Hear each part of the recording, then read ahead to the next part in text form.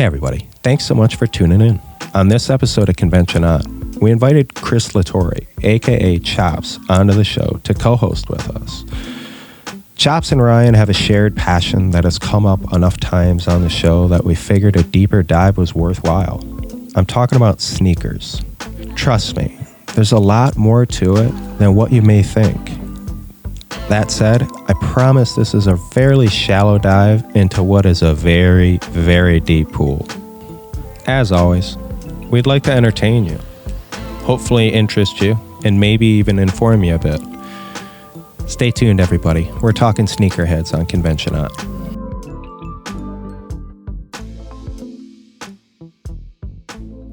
Give me a thumbs up, right? Says it's recording. Okay, all right. I think we're recording. We still didn't see a thumbs up. Did you give a thumbs up? Visual confirmation. All right, everybody. So on today's conventioNOT, we have a guest host, Chris Torre, aka Chops, and we're going to talk about sneakers, not just the shoes, but the culture of sneakers and the world of sneakerheads. So bear with us. It's going to be an interesting jaunt. We're gonna get into some history. We're going to talk about some changing events in that industry. We're going to share a lot of personal anecdotes and stories about the passion and to be honest, the hobby that these two gentlemen share, much more so than I do, but it's something I'm very, very interested in. So thanks for joining us today, conventioNOT Sneakerheads. Hey guys. Hey, bud. How are you, Chris? I'm living. Corona free. Corona free. COVID free. I saw that confirmation. I'm proud of you, bud. I'm real proud of you. Thank you. Ryan, it's looking beautiful and sunny in the ATL. It is sunny in the ATL. Spring has officially arrived, coming in about 80s. And the pollen has subsided, which is also another thing. People talk about how warm it gets here. They don't think about how like pollen really changes the early part of the spring, man. It's like almost like you can't go outside. Yeah, like how you're miserable if you have a lot of allergies. It's not as joyous and happy lucky as everyone projects it to be. It's crazy. Yeah. Speaking of the joy, happy go lucky, I started this off by possibly insulting you two gentlemen by using the kind of common nomenclature of sneakerheads. To you guys, what does that word mean? What is this? What does that world mean? I know that's a huge, deep, very vague question, but give me a quick intro, or actually help our audience understand what the hell we're talking about here. Over the years, probably starting with the early to mid 90s type basketball sneakers, Air Jordans is maybe we couldn't tie it back to being like the initial first shoe, but sneakers, not only as of course, like athletic shoes, but also as a lot of companies do collaborations with designers, high-end designers, which we'll talk about a little bit. They create this kind of like fandom, and I don't think the fanhood is necessarily like an age thing. I think it has a little bit more to do with like an interest thing and an experience thing, right? So people who are appreciative of sneaker design are typically sneakerheads. It also lends itself pretty good to a good number of popular things too. And I don't know if I missed anything just yet, Chris. How am I doing? Good, you're doing good. Keep going. Right. Keep it going. I think it also lends itself really, really well to a couple of the most mainstream things right now, right? So athletics is a big part of the way that the sneaker design works and the sneaker world works. Athletes, promoting sneakers as well as wearing them or collaborating, lending their name. And then again, you also have kind of like this hip hop community that has a really close tie to sneakerheads with things like Yeezy, which I'm sure we'll talk about, deeper dive today. But then, newer people to the scene like Virgil Abloh with Off-White, or the way that Supreme does some modifications of existing brands or existing sneaker styles and then relaunches the actual sneaker style in a different type of a brand. So that's a sneakerhead to me. I guess a sneakerhead is a student of all that shit that I just talked about. Yeah, I'm in agreement with him. just somebody who just knows the shoe game, and it's not necessarily a bad thing or an insult. It's just somebody who knows what they're talking about or what they got on their feet, and and everything Ryan said. Mine's just a shorter version. I did promise that was a very vague and non-specific general opening question, because I kind of wanted to give our audience an appreciation of, I understand for a lot of people, they see a guy with a pair of sneakers on, they immediately, or maybe not immediately, but foolishly kind of make some assumptions. And what we're going to hear about today is, like I said, it's so far beyond just the visual of it. These guys are dedicated hobbyists in this world. And Ryan touched upon something that, to me, I think is one of the most beautiful parts of, I'm gonna butcher it at times and call this a culture, which I think is dangerous use of that word. But one of the things I personally appreciate in this culture, and just to be clear, I don't consider myself a sneakerhead, but I'm very appreciative of, the product and the energy these guys put into it. But Ryan mentioned that it's not an age specific interest. And I love that, because, I think the reality is, for a lot of guys like you, this has been in a specific interest throughout your lives. So I think it's kind of a cool transition into, like, has it been throughout your lives, or is it just since you could afford them? Like, what does this go back to, guys? I went to Catholic school, kindergarten through 8th grade. So I didn't have the luxury of getting tennis shoes every year for school, a new pair of tennis shoes. Mine was dress shoes, church shoes. That's what we had to wear to school. We had to wear uniforms. So I was always jealous of all my friends that didn't go to the school, were getting brand new tennis shoes, and I was getting brown loafers or whatever it may be.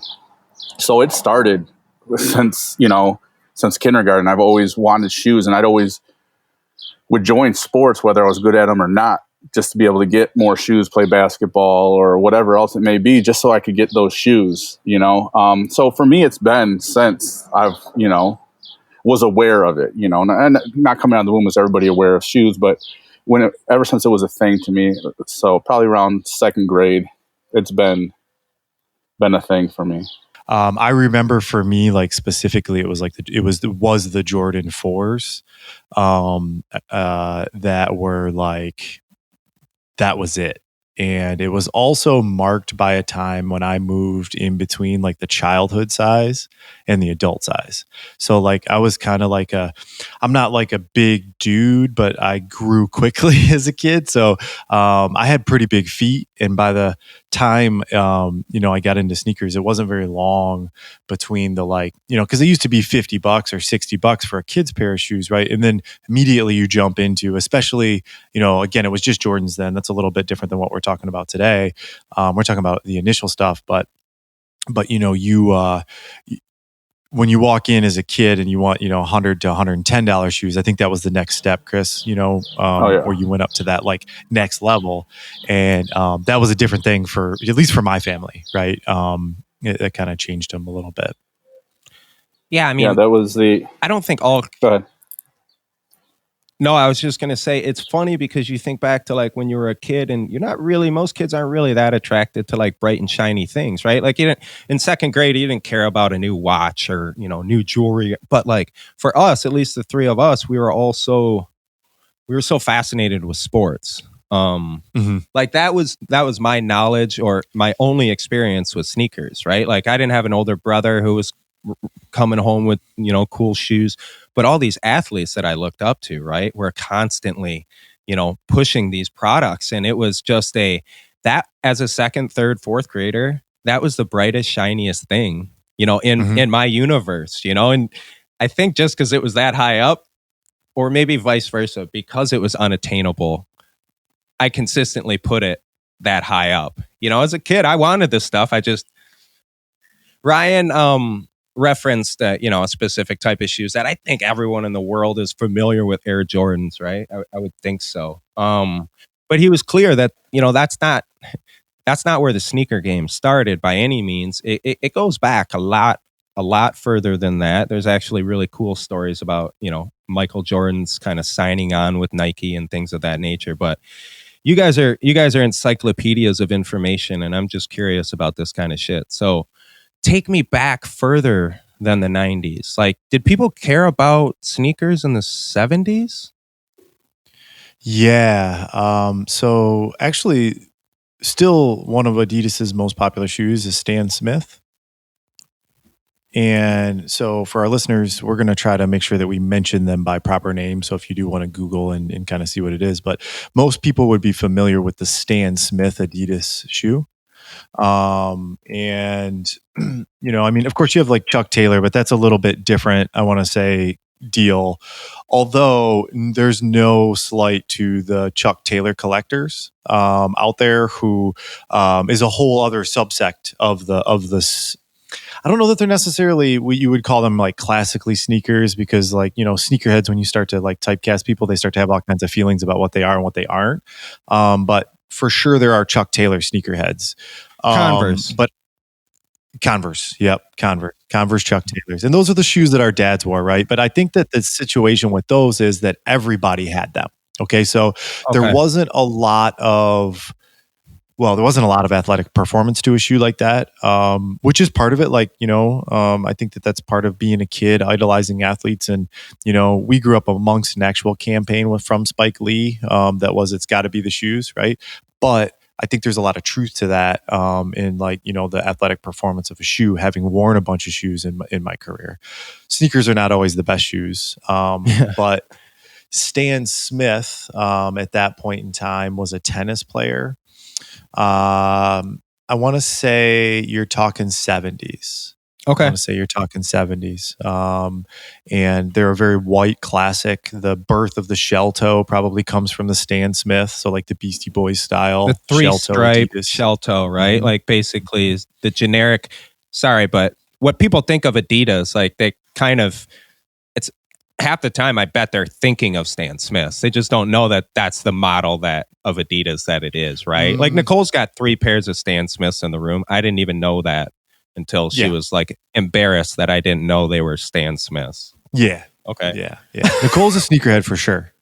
Oh yeah. And like we should talk about that, right? Because that's another component, right? Like you're talking to like, former athlete people, guys, Chris and I, who are like, we're pretty typical sneakerheads, but there's a hell of a lot of women sneakerheads that are out there.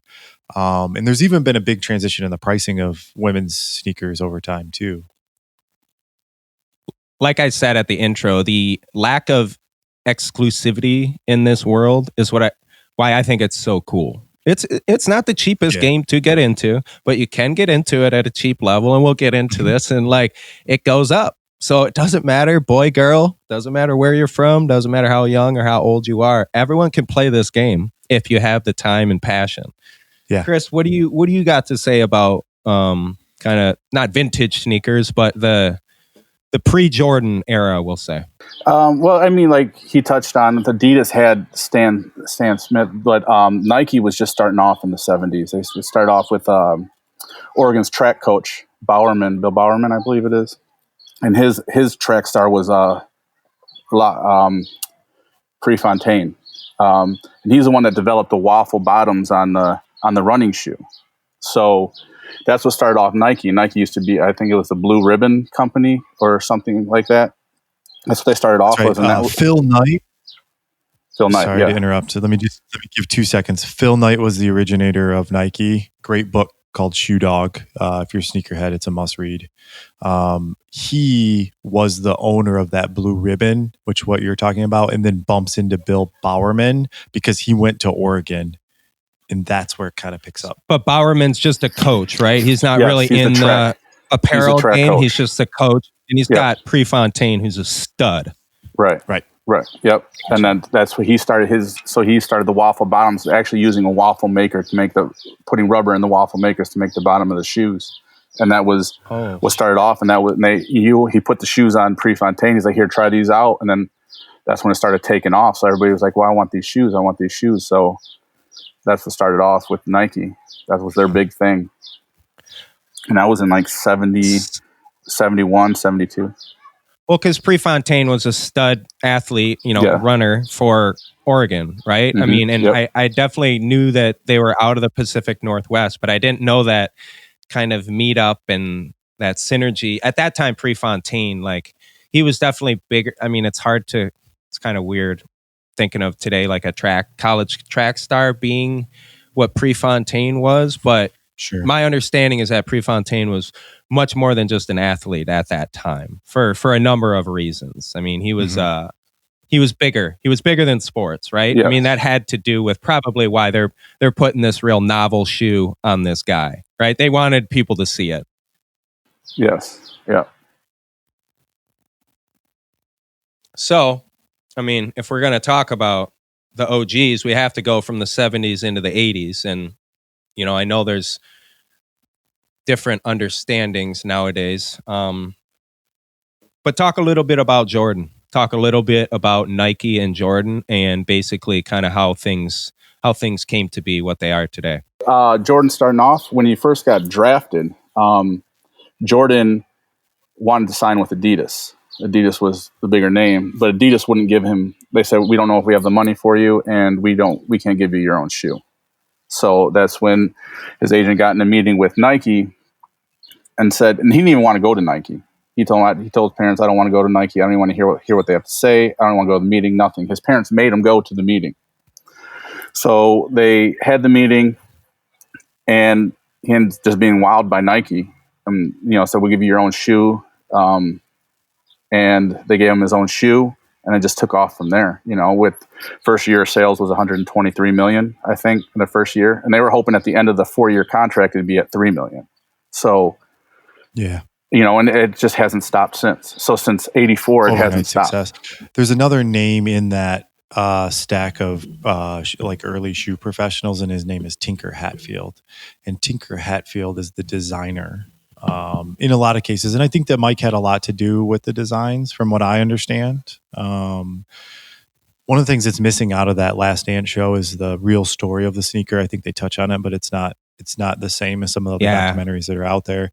And Tinker Hatfield very much so revolutionized the design of the sneaker, starting with Jordan.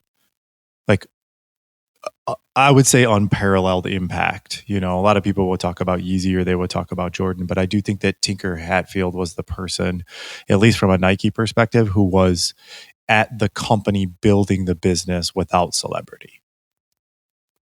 He was designing shoes and making performance-based things. I mean, if you need a little bit of a pick me up, and Jordan's I sometimes it's borderline, like it almost feels fabricated, right? Like the Jordan proverbs or whatever you want to call them, like Michael Jordan was cut from his high school basketball team, Michael Jordan, the dude that, like, he won an NCAA championship, he won the Player of the Year award, he didn't get drafted first overall famously, but I think he was number 3 overall. Anyways, yep. This dude, they said, "Hey, we may give you a contract," but to be clear, what Adidas said, right? Like, sorry, but at this time they're rocking like tennis player shoes. Adidas tells Michael Jordan, who most of us can't even imagine as ever being anything but just worshipped, "No way you're getting a shoe with us, dude. Like, no way."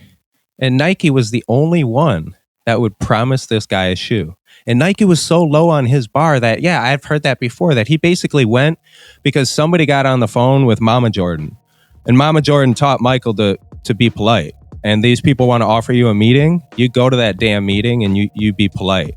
And apparently he walked out of that meeting and was just like, "Yep, I'm sold." So Nike, like, I would love to dive into that. Like, man, they must have been sweating the night before that meeting. I don't know what kind of presentation they put out there to this 22, 23-year-old kid. He talks about it in the book. Yeah, I mean, 123 million that first year. Yes. Just completely changed the game, right? Like, all of a sudden,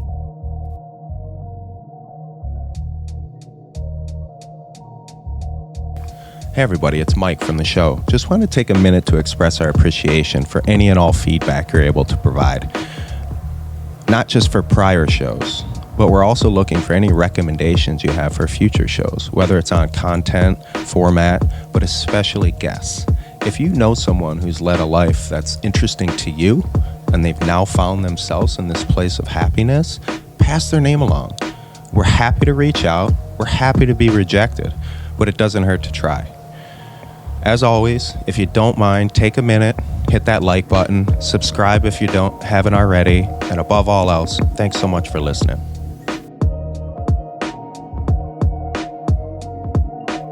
Yeah, immediately. I don't think, well, it's truly something that like was a new market, right? So if you follow the lore, what ends up happening is that Adidas is country club wear, man. Straight up.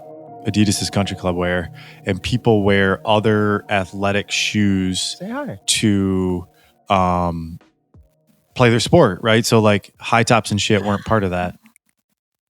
I'll be damned. This is such a nice surprise. I did not know this was happening today. You just missed our Stan Smith discussion. Sorry. Ryan called you a sneakerhead. You guys know about my primary Stan Smiths? Oh The white and green ones? The white and green ones.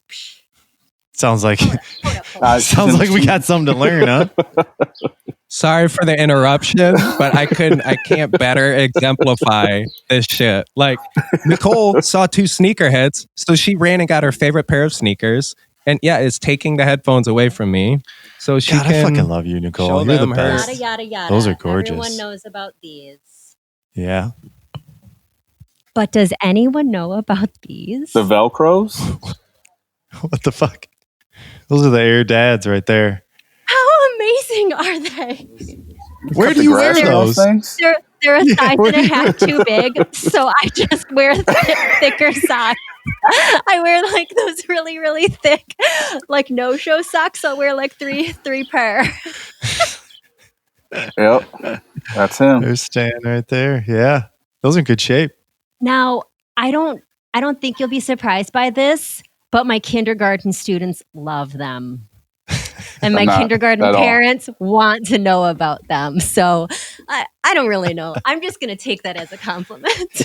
I think you should. I think you should roll with it. Works, honey. Whatever works. Speaking of kindergartners, I got a kinder meeting. It was so awesome seeing you guys. Hey, I had you no too. idea there was a Yeah. podcast today, but man, seeing your faces is awesome. Happy Friday, guys. Happy Friday. See, everyone needs validation. If you're into something, the most important thing to do is find other people that are into it as well. So where were we? He was speaking on Adidas and being like what they were geared more towards, and they were geared more towards tennis was the thing too. They were gotcha. Yeah, he said country club wear. Stan yeah, that's Smith, fitting. Arthur Ashe, I believe, was one of their people, one of their athletes. So that was what they were gearing towards. They didn't want to come to basketball. They didn't want that to be their feature person was a basketball player. It wasn't a style market, right? And so, I mean, I'm kind of guessing some of this, but just kind of looking at it, I mean, like you knew you were going to sell X number of Adidas sneakers to country club attendees, right? But not that many adults play sports, right? And so, you know, the vast majority of athletic shoes are probably sold to children and adult athletes, like period. That's the people that buy them. But now all of a sudden there's this new market, which is a sneakerhead market where like you don't really have to be an athlete because they look awesome. And I don't think we're even, Chris, yet to the point of colorways, you know? No. Mike, I know you kind of have like a backbone you're taking us through here, like the history wise, but you know, we're not at the point of re-released sneakers like we see today. We're not at the point of anything like that. It's just that now there's a new guy with a new company and he's got a designer who's, you know, has a lot of flair and he's got an owner in Phil Knight Phil Knight owning Nike, not the Bulls, right? Who is willing to just like play with it a little bit. You know, he's willing to pay the fine that the NBA. Well, that was the thing too. You mentioned colorways. His first shoes were banned by the NBA. Yeah, immediately. Because they weren't. He was getting fined for wearing them every game because they were not. The NBA did not want the colored shoes. They wanted white or black, and that was it. Mhm. So, I mean, hindsight is 2020, but I feel like that, whether it's Tinker or, Phil or anyone at Nike could write like the coolest story ever about how this was all really intentional. And, we wanted to release this shoe and kind of be a bad boy, but like, what the hell were they doing creating a shoe that he wasn't supposed to wear? Like, is the backstory that they just had all agreed he was going to get fined and this was going to, I'm focusing on this so much because it needs to be understood that basically this change, to me, it completely changed the game. You said it opened up a new market, and the new market is everyone. We're no longer just looking for athletes to sell shoes to. These shoes are so cool that everyone's going to want them. Like, dude, that is audacious. Like, who does that? I don't think. Well, Phil Knight did that. I don't want to make this a book report about his book, right? But like, what he figured out pretty quickly through relationships, I forget the story, but basically he made a worldwide trip starting in Hawaii after college. Okay. Like spent his last penny kind of doing so. And he first was with a brand that's called Tiger. Brand Tiger's still around today. It's kind of like a flat bottom shoe, soccer kind of style. And I think that the story is that he lost Tiger and he was like, fuck it.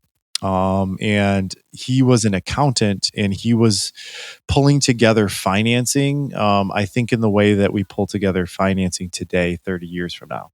Like crowdfunding, basically. 30 years from then. Yeah, crowdfunding a little bit. Yeah. And so I think that what ended up happening is that like he found out pretty quickly with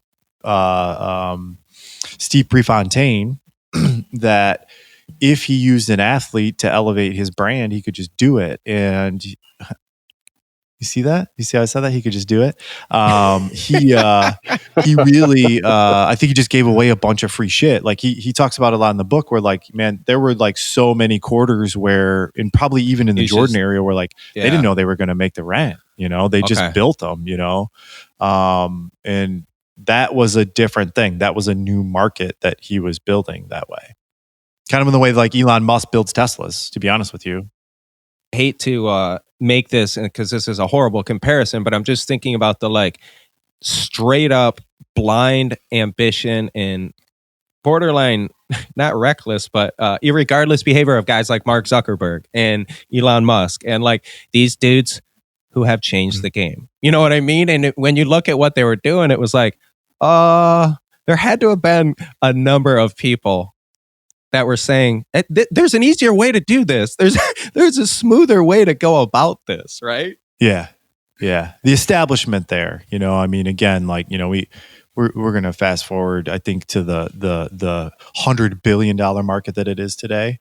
I think that there's no real numbers, but let's say it's 50 billion new and 20 to 25 billion aftermarket sneakers. Bill, new sneakers, he's dead using stock. the B word. Well, I mean, you go. Jordan, his athletic ability didn't make him a billionaire athlete. His shoes and endorsements made him a billionaire athlete.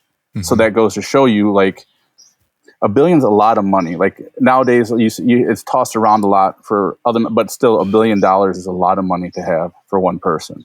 And to hit that goal just because of shoes. I mean, shoes are the main reason why he has made that mark. He had other endorsements, Hanes, McDonald's, all that other stuff, but his big thing was the shoes.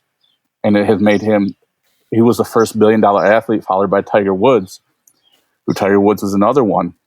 Golf apparel and shoes, that's, yep, mm-hmm. And his golf shoes were a thing.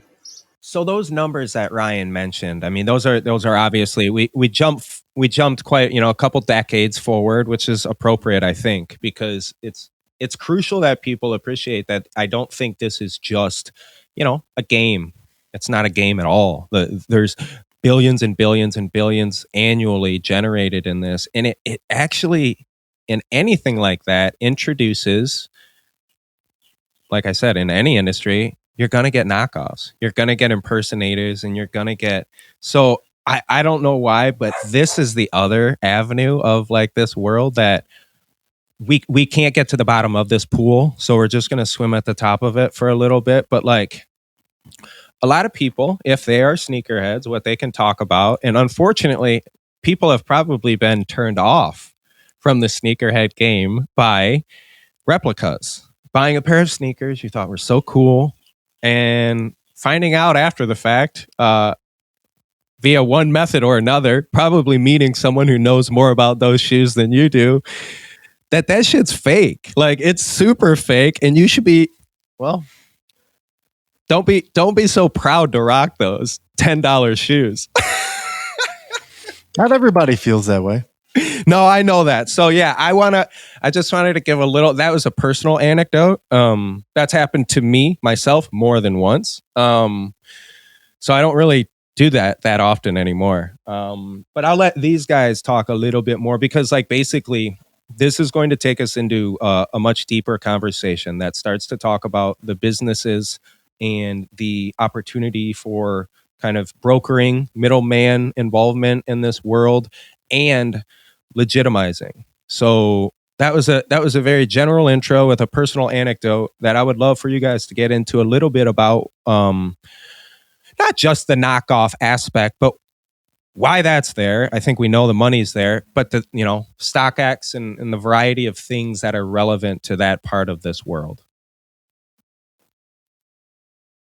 Sorry, I know that was huge. I'll check back in 20 minutes. Yeah, right. Let's start first with reps. Sneaker reps are, I don't know what portion of that, additional 25 billion sneaker reps represent. But sneaker reps are just like they sound, right? So it could be something that is stolen from a factory, which I think is less and less. It's actually typically more. There are, and you can find them on Reddit if you want to go. I would say there's a Reddit channel called Sneaker Reps if you want to check this out to kind of, fulfill your curiosity. But there are companies in China primarily that make complete knockoffs of shoes and work with high dollar vendors in the United States to acquire that $1,000 shoe. It's not just $1,000 shoes. It could honestly be any of them. There's a lot of fake Nikes, right? But we're talking about sneaker, high end sneakers today. And so they're going to, basically work with a Chinese factory to replicate that shoe and then produce kind of like a low run number of them. So they might produce 100 pairs of shoes or something like that. And there's an above ground market for that. But most of the market for that exists underground. So I think that usually it's either it's the market kind of thing where you could buy it at a market, or you could buy it at a store that's not licensed or something like this. But then there's also there's the imposter market where somebody thinks they're buying a real shoe and they're getting a fake shoe. And that's where kind of like StockX or Grailed, those companies start to come in. Yeah, I mean, he pretty much hit the nail on the head there. It just they feed off of, well, first of all, it's mostly underground because it's illegal to do that. So you can't just be stealing other people's ideas, making copies of it, and selling as your own. But what drives that is the people wanting to be in that loop. I have them too. I have those shoes too, whether they know it's fake or not. I think it's just a market to those people that just want to be in that group and be considered quote unquote sneakerhead, or in that cool, using quotation marks, cool loop. So they feed off of that, and it creates a big market for the people that don't have the means to get online and get those shoes, or even have the money to get the real shoes. So they feed off of that and make that market. Well, and like anything, right? Like, it's not as though sneakerheads are vulnerable to this, or the sneaker industry is vulnerable to this. Any industry that has the sort of attention and adoration of its kind of pursuers goes down these roads, right? Like, when I think of fake shit, I think of like Canal Street, New York. I think of watches. I think of handbags. You know what I mean? Like leather, things that... And the reality is yeah, sometimes that stuff's coming from the same factory. There's just one little step in the process that was disregarded. Incident in 2018 in New York. I don't know if you heard about this, but like one of the bigger schemes was busted, and 5 gentlemen, and they were all Long Island residents. They had brought in over a 2-year span, they imported 42 shipping containers Jesus. of Air Jordans. All of those originated from China. 5 people, 42 shipping containers. The containers had a total of 385,000 pairs. No surprise. They counterfeited all of them. And basically, in order to counterfeit, the second you add a label, you add an insignia, you alter anything, it's then counterfeit. You know what I mean? If there's any sort of alterations in the middle. The dollar marks, again, 5 dudes. How many shipping containers did I say? 42 shipping containers, 385,000 pairs. They ended up getting, 20 years in prison for trafficking. Because the dollar amount associated with that, well, let's just say this. Multiply $190 times 385,000. So this is not a Help game. me out there, Mike. How much is that? I will, real quick. I thought he knew Chris off the top of his head, didn't you? I think if he knew, he would have said it. It's a lot of lead up. Yeah. Well, we can edit that. Yeah, that's $73.15 million. Jesus. $70+ million. 5 dudes. Again, like that's the part to me that is almost incomprehensible. The reality is those 5 dudes were probably working their asses off. But they were just working their asses off to counterfeit sneakers and then ultimately sell them to people under the guise that they were real sneakers. Which is, well, I think we'll all make our own judgments about whether or not that's okay. I don't want to go down that road of ethics, but so I have this nasty habit that I might share with you. It's been banned by my wife, but I like to point out if you have fake sneakers on. Oh, yeah, I'm with you. I know. Yeah. How could you not? You guys are legit, right? Like, and that doesn't make you assholes. I really don't think it does. It's just like, if I seen somebody with a fake diploma from Michigan State, I would probably mention, like, it's not that I think mine is so impressive, but like, come on, man. You just insulted me by putting that shit up on your wall. I got a real one at home and I don't even hang that one. I wear my real Jordans, but I don't do it anymore. It's probably smart, I guess. No, I do it, but I do it too if somebody's with me or to myself. I don't stop everybody that's around. But hey, look, this guy just want everybody to know he doesn't have a fake pair of shoes on. Look at him, and they'll laugh him out of wherever he's at. Stone this man. Stone this man. No, but I do that because with these shoes that I get, it's not just, hey, I'm gonna click. Some of them, yes, I'll just click and buy them, whatever. 90% of the shoes I have aren't. I didn't get them that way. So it was like hard work to get that. People may think it's ridiculous or whatever, or a half hour of switching between screens trying to get this shoe and you get it. It's a sense of accomplishment. So it's like, hey, I got the real deal when this person's walking around with some fake ones and it's just not right. Mm-hmm.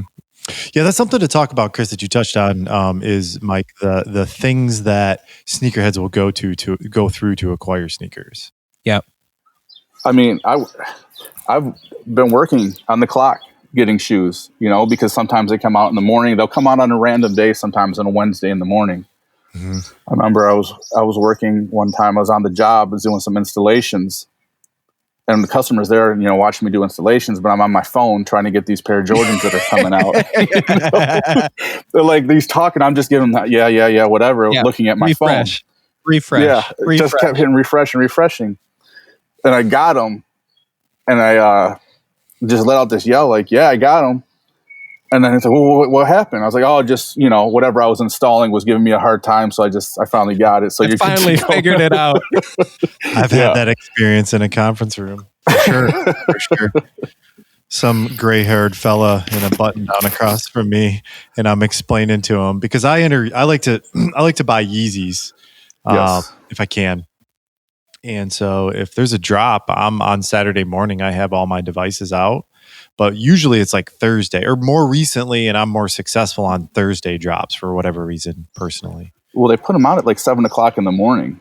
Yeah, their drops are, so it's just so everyone, just like anything, the internet has completely changed the ability for people to acquire these sorts of things. So the days of, guys lining up outside of stores I don't think that's as common anymore because this shit is so big, there's enormous hype. And like before these shoes get released, they basically are produced in numbers, right? Ideally, so they're not able to be acquired by everyone. So, I mean, if you guys would share a couple, like between raffles, between these things called sneaker bots, between these like people, sneakerheads, like there's some stores that they physically go to and physically purchase shoes from there. But my understanding is that's a very small fraction of how all of these shoes, how this industry is so big. Because you're sitting there wondering, like, I don't see a bunch of sneaker stores everywhere. Like, how are there billions and billions and billions of dollars? Well, listen to all these methods and means by guys like Chris and Ryan, who are both full-time employed, have very full lives. I hope my boss doesn't but have the time. Well, that's the shit, man. That's the thing. Like any of our hobbies, man. I don't want all my clients knowing how much time I spend in the water. Like surfing does not make me a better forensic expert. But like most of our passions and hobbies, it makes me happier. It fills me up in ways that work does not. But you being happier makes you a better employee. So exactly. So talk to me. The happiness of when you win one of those or seriously tell people what goes into getting a pair of Yeezys. You have better chances of getting a pair of Jordans than you do Yeezys. Yeezys are more online. Not every Champs, not every Foot Locker, not every all those shoe stores are not going to get Yeezys. Some demographic has a lot to do with if that store is going to get it or not. Okay. So Yeezys are more online. You can go to stores sometimes and get them, but depending if the store has it. Like in the state of Michigan, I think there's only 2 Champs that get Yeezys. There's more Foot Lockers. There's a couple more Foot Lockers that get Yeezys, but there's only 2 Champs that get. So it's going to be a lot of boutique stores too, that are going to get Yeezys. So Champs is a sporting goods store, Chops, right? Yes. Are there 100 of them in Michigan? There's a lot of Champs in Michigan. There's 50 plus, right? Like we know there's way more than 2. Correct. So this shoe is being produced at such small numbers that they purposely, right, are like whatever the opposite of saturating a market is the constant demand and desire for these shoes. And just as a real quick, because I know this is within these passions, this pair of shoes, the background of these shoes is something that Ryan is borderline, that thin line between passion and addiction. Ryan struggles. He walks that line with this particular pair of shoes. So Ryan, explain to people what the hell Yeezys are. What is that word you're even saying? So Yeezy is a Kanye designed shoe, and I think he still controls most of the design of his fashion line, which is not just the Yeezy shoes. There are different levels of Yeezys. Okay, so my favorite Yeezy is a 350. Okay, and he's been in the shoe game for a minute, and he's been with Adidas for most of the time that he's been in the shoe design game. Ryan, real quick, just remind everyone who the hell you're talking about. What does he do for a living? Yeezy is Kanye West, right? Okay. And so Kanye West is a rapper. He's a little more than a rapper. He's a full celebritant personality. But we can say he's anything but an athlete, though, right? I would say of all the things he has been, he has never been an athlete. Definitely say that, right? And so he is for sure fashion forward. So regardless of what you might think about hip hop style, Kanye has a big part of him that is in the high end fashion world. And so maybe 5-7 years ago, probably, right, Chris? Yep. He built with Adidas this relationship that creates Yeezys. And Yeezys they're just basically limited release, and he's done a good job of keeping them very limited release. probably drops 1 to 2 pairs a month, maybe, and drops very limited number. The other thing that I think he's done a really good job of is that somehow when he signed the deal with Adidas, what he does is he sells most of the Yeezys through his own website called Yeezy Supply. And so I don't know the business arrangement between the two of them, but basically what he said was, hey, I need you to make these shoes for me. And by the way, I want to, let's make them at a Control limited distribution, kind of. We're going to control distribution. Yeah, that's next level, right? And so when we get to the drops component of it, which it all really works the same, if you think about a drop, like a shoe is going to go live at a certain time and it's going to be sold out within seconds. There's a lot. I mean, I just lost pairs this morning, Air Max 90 camo. And so every day there might be a different type of shoe that might be your, what we call grail, right? Like that's your freaking shoe. It reminds you of that time, or you just love it, or it's going to match that one outfit, or whatever it is, however it is. But Yeezys are a lot of people's grails, I think, because of their exclusivity, but they're also really just a phenomenal shoe. I mean, being a sneakerhead, you become a fan of the construction of the shoe and those types of things. And look, I'm not a high performance. I'm not even a runner, right? Like not even. But as you work on that and you are around those shoes, like you become a fan of that design. And so, I don't know. I probably got like 3 or 4 pairs of unworn Yeezys that I just have one because every time they come out, I'll be again, not at work in a conference room, but if I were in a conference room at work, I would just check the website and like you get a refresh going on your screen. And if you get it, you get it. If you don't, you don't. It's just, it's like, it's sneaker roulette. Well, and that's that I would say Russian, sneaker Russian roulette, because Chops, I'm going to let you get into your holy grail too, because you're deserving of that opportunity. Grail. But, oh yeah, right. Hey, holy grail. It depends if you want to call it holy or not. I mean, some grail is a grail.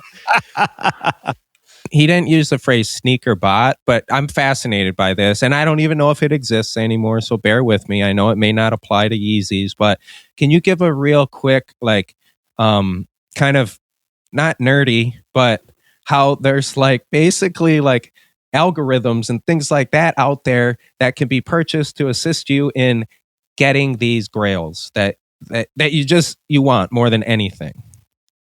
Like Ryan, just real quick, give me a quick overview of that shit. So they're not as effective anymore. That's what like places like Yeezy and the Sneakers app, which is Nike's app, is different than the Nike app. Sneakers app is the thing where they drop the stuff. So Sneaker Bot, it was built to monitor a website so that when a item goes live on it, it automatically adds it to a cart and checks out. So like what Chris was saying, Foot Locker is going to put up a couple thousand pairs of Yeezys on their website at the time that it launches. And there are going to be however many people there who are sitting there to add it to the cart and check out, just like you do with everything, just in any way that you buy your online stuff. The thing that's different about when you're buying your like groceries as compared to trying to buy a pair of Yeezys off of a Foot Locker site is that there's 100,000 16-year-olds trying to buy the sneaker at the same time, right? And so sneaker bots perform that automation. They add it to the cart and they check out. Most of the sneaker bots I think now are obsolete. There's some Supreme bot that's not just sneakers. Supreme's kind of being a clothing line. But it keeps evolving. It refuses, the technology refuses to acquiesce to any new strategy that will kind of allow these pockets to be created, like, which again, that goes back, and I know it's kind of a rosy, cheesy way to describe it, but I love that. Like, I love that it's not just whoever has the most money has the most sneakers. I know there's definitely a part of it with that, but there's also like, no man, sometimes the hardest worker gets the sneakers at the end. I know your shoe is the Air Jordans, right? Well, yeah, it was. My Air Jordans are the original colorways, are my Air Jordans. Like the new colorways, a couple colorways will drop where I do like and I want those. But Jordans. You got to explain the colorways now. You used a new word. You got to define it. So colorways are are different colors that they make the shoe in. On the original colorways are the Bulls colored colorways, the blacks, the whites, the reds.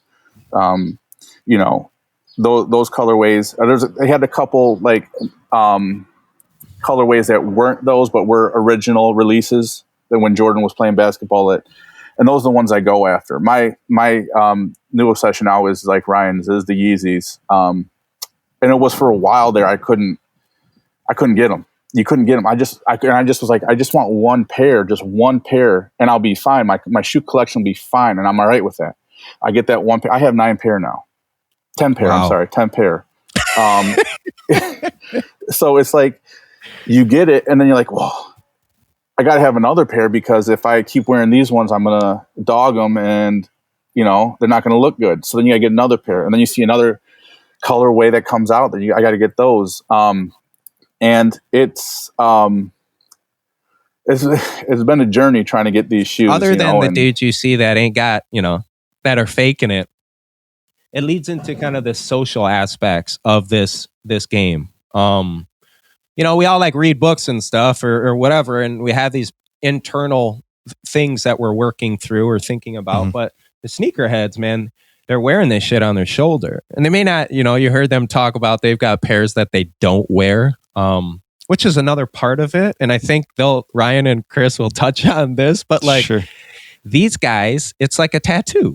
You know what I mean? It's like a fraternity, a non-inclusive or non-exclusive fraternity where, amongst a couple hundred people, they know each other, right? I mean, it's a fraternity for sure. And it doesn't, I've had 12-year-old kids walk up to me and talk to me about my shoes. And I've had old guys walk up to me and talk to me about them. It does tend to be a male-dominated game, even though, like I said earlier, the female kind of world is pretty popular, especially for shoes like Yeezys or Air Maxes. But I think that they're very accessible. For the most part, some of that accessibility is what we call very near dead stock or VNDS. That's like used shoes. Okay. Like for example, so it's just like anything. Like when you talk about those shoes, like from the 80s, like if you were going to take like a pair of like, Deion Sanders was a popular shoe in the 90s, different variations, and so there are still pieces, like there are still those literal shoes that are around that are like baseball cards, right? Like they're worth, very much so a lot of money, even in a used condition. But you also have another secondary market when you talk about accessibility, Mike, which is that very near dead stock thing. Dead stock means new.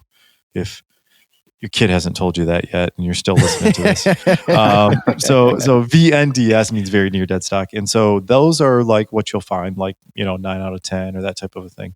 And that's what, there are a lot of like young people that make a lot of money doing that as a real cool side hustle business, I brought up the social impacts, but we've kind of been touching upon that the whole time. If you can talk a little bit about how there is sustainability in this game, like how does this not just turn into an addiction to everyone? And I love the idea of being able to buy and resell and kind of do what you got to do to get that next pair. I got a lot of business ideas around that, which I won't share because someday maybe there'll be real businesses. But for the most part, it's a social media fed game.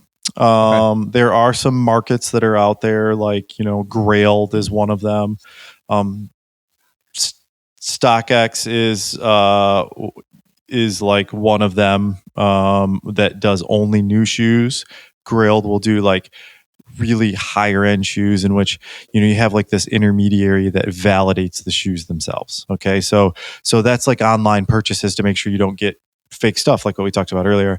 And then you have this other like subculture, which I'm not completely aware of. I have, like I mentioned, I think in another show, like I have a new mentee, his name's Tyler, who is in this game big time, but it is like a convention world, like a sneaker convention world. Yeah. And that is the arena that I think you're really talking about there, where he just told me the other day, he said, we were talking, and he does these, super high end, 20 pairs of shoes a month, a lot of very near dead stock shoes, they rate them and he sells them. And a lot of times what he's waiting for is he loves to go to that sneaker convention convention because it gives him ability. He's around his people, so there's some social things there, but like he gets to see all of these different colorways and sneakers and things and these types of things because he's just swimming in it, right? Like it's his world and he just, Yeah. And so it's a wheel and deal thing, right? It's like, oh, you have these new Jordan 4 retros, like what Chris was talking about. That's an original colorway, and it's rare for some reason.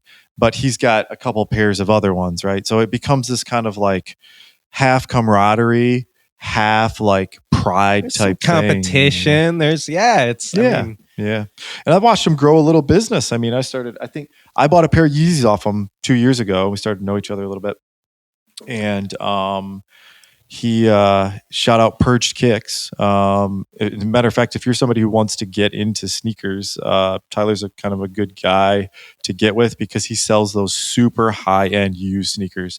The price tag can get pretty steep. So if you don't do what we spent most of today talking about, which means it might freak you out. It freak you out a little bit. Go to StockX and see. Go look at some of those. So those used shoes, like if you don't mind, I'm not a big fan of used shoes personally, but if you don't have a turnoff to that, and largely that's a lot of like younger people, right? There's a lot of like flip and trade in that arena. He told me the other day, I think he said he'd buy anything back as long as it was in good shape. I mean, I just keep going back to like having a hobby that has this potential, right? Like it's not just a hole you're throwing your money into, right? There's social aspects, there's business opportunity, there's personal satisfaction to like liking the way you look, it's a very robust hobby. And yeah, I love that you talked about Tyler and Purged Kicks because I know a couple of young people that have recognized this as kind of a niche area that they can start maybe their first entrepreneurial endeavor. You know what I mean? Because this world is deep enough. I want to talk about StockX a little bit. Just briefly, because, they got a fancy title like Stock, you just assume no, man, StockX, it's based out of Detroit. It's just shoes. That's all they do. It's not real stocks. It's just shoes. But like Ryan said, they're this like middleman company, and really more so than StockX, I want to talk about how much time you guys have spent. Ryan, I know you consider yourself you're pretty good at spotting a fake pair of Yeezys, right? Oh yeah. Like based on the stitching. It just depends. Like stitching is a dead giveaway. If I'm questioning the stitching, it's fake for sure. Yeah. I think the easiest giveaway on Yeezys. I don't want to go to a different rabbit hole. I know we're getting kind of towards the end of the episode, but like the easiest thing on the Yeezys is the bottom. If the waves on the bottom aren't the right way, then just even the slightest. Yeah. Correct me here. For that particular shoe, as we touched upon earlier, like you see a lot of people wearing Yeezys. How many of those are real? Like, are they mostly fake? I'd say about 50%. That's what I would half say. And half. Yeah. All right. Yeah. 50-50. Yeah. So you don't see people rocking Rolexes all the time. You know what I mean? And like, even when you do, half of those are probably fake too. Yes. Yeah. But like, you go see to the an little ticker hand, right? It's not a sweeping hand on a Rolex, and it's a fake That Rolex. giveaway. Yeah. Or the R's missing. Go to the airport. The shoes. Go to the airport. The shoes that all the teenagers are wearing with sweatpants that are kind of goofy looking. Yeah, those are the fake Yeezys that Ryan is talking about. Sorry, Ryan. He's so upset. He's so upset that I just called him goofy looking. If you run into me at Midway in Chicago, I probably got Yeezys and fucking Lululemon pants on because that's just how I roll. But Ryan's a grown ass man. So if I we're saw in there, we're in the Sky Club. I see you. When you see another grown ass man in the Sky Club with Yeezys on, you best believe that you find something to be like, yo, man, what's up? Well, why not? Why not? Like, we made it. We did it. So you brought up the airport. Now, going to the airport, is your shoe game tight when you're going to the airport, or are you just going in like whatever? Oh, dude, my shoe game tight. I only do tight shoes. And especially Atlanta. Atlanta's one of the biggest airports in the world. The homeless guys who are outside asking you for $1 when you walk in, he's got Jordans on. Okay. Right. So like, no, that's part of it's also, that's a good question, Chris, because it's also like part of my brand, right? So part of my, like, people know about me that I'm a sneaker nerd, right? And so like, yeah, I wear them. I'll wear Jordans to the office sometimes, like olive green Jordans with black. I'll wear them with dress pants and wear them right to the office. I've wore Jordans to a wedding while I was in the wedding, so yeah, I'm with you on that. Yeah.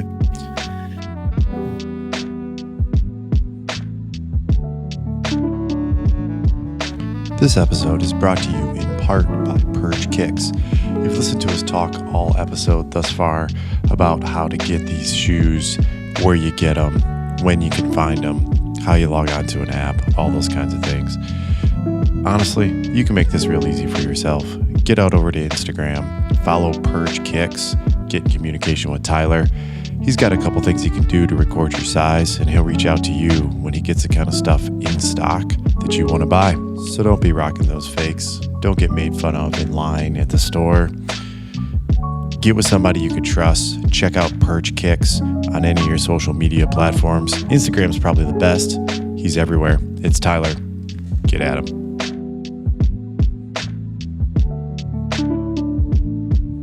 I have loved getting to better understand like the behind the scenes stuff, because the wearing them and the showing them off, that's like one of the smallest parts of the game. I mean, how many pairs of shoes, Chris, do you have that no one has ever seen you in?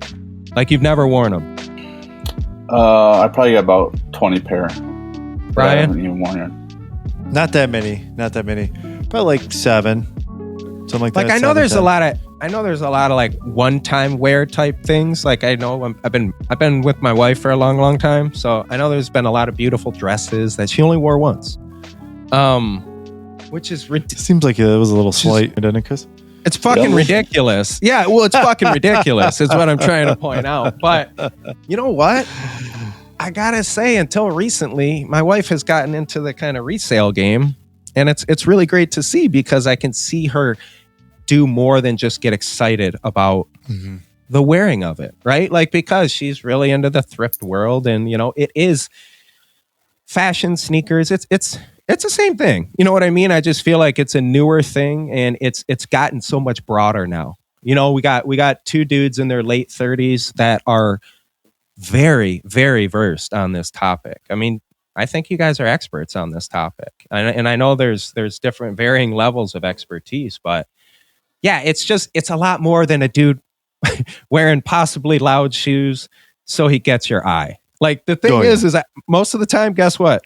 He wasn't even trying to get your eye. There's another sneakerhead there that he may have been trying to impress. Like. I mean, I was at some restaurant. This was before all this pandemic stuff happened, and I had a pair of Yeezys on.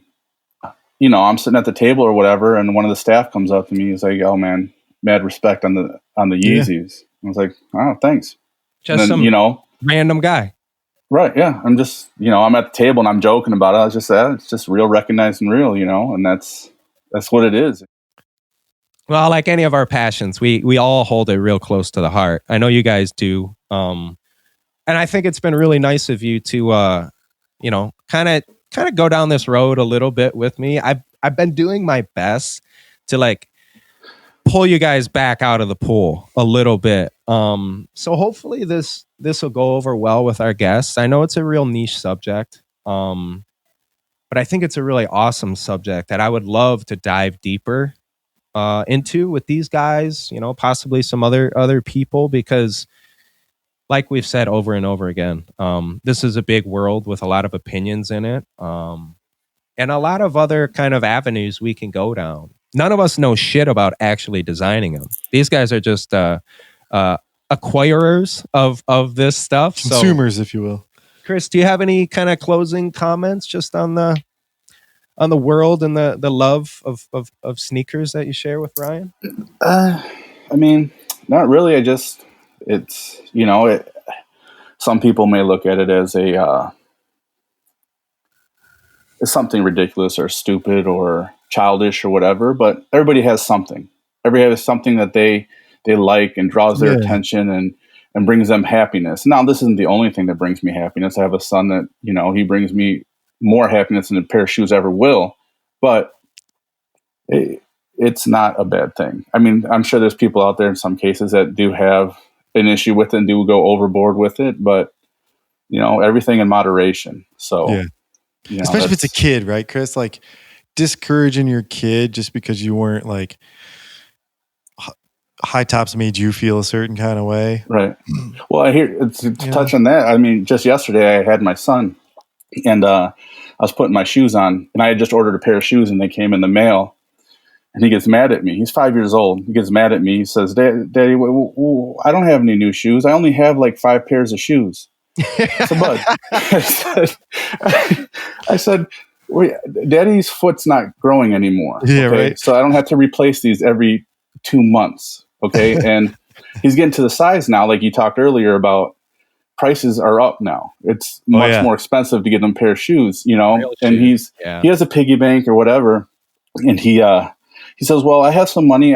Can I waste my money on some shoes? I'll waste my money on shoes. I said, no, but he said, waste my money. Apple has not fallen very far from the tree on that. Your mom has been babysitting him too much, right? Like that's where he learned that word. I would say this, and if I can, when you guys were teenagers or younger than that, the pursuit of sneakers was 100% dependent on your folks, right? I would encourage any parents who may hear this, who are dealing with a son or daughter who, whether it's fashion, whether it's like, trust me, all these worlds are going to converge eventually. Yeah. And with the access to this stuff, there's no need to ever refute or shut down this love. I mean, you don't need to be, your pocketbook doesn't need to be the portal to this world. Guess what? You want sneakers? Start out low. Maybe start out with some generic bullshit ones, but there's something for everyone. And I just like Ryan touched upon, like Chris has touched upon, like just that the hobby and pursuing something with a finite goal is a good thing. It's a real good thing. I mean, there's some things we shouldn't pursue too heavily, but you know what I mean. Yeah. Yeah. Is that it, boys? I think so. Ryan, you do a much better job of sending us out. Just do me a favor and, make sure you make reference to Chris being a guest, and he's definitely going to be, they'll hear his voice again. Last time I feel like I did a better job of introducing Chris and explaining why we weren't like going through Chris's story, but I feel bad because I didn't really touch upon that today. So for those of our listeners that have been around conventioNOT podcast for some time, they know that we have, as we kind of move into our next year of the show. It's been around for well over a year now, and we are kind of working a little bit with different type of show subjects. Initially, and if you've listened to most of our episodes, you hear a lot of interviews that are very specific biographical pieces. And we've gotten some awesome feedback, and I think we've become better journalists. But as we move forward with the show, we're working on some other things, and this is one of those things. So what we're doing is we're finding experts like Chris Torre, who have these awesome passions in different areas, and they're big parts of their life. And in all cases, those folks that we invite on the show are still founded and rooted in that happy part of the world. And so, although you didn't get to know Chris maybe in that, what made Chris mode today, other than his perspective on, Jordans from day one, it's important to realize that you could hear the smile through his voice, and the things that we talk about and the things that we bring to you often might make you want to maybe clip the episode a little short, or maybe might be askew from what your traditional, podcast might be. But the reason we build the show is for stuff like that, because we're trying to build something that's a little bit more unconventional for information sharing through long form content, through conversations of things that just educates people about stuff. So if you know somebody that you think would be a good match for the show, that's cool.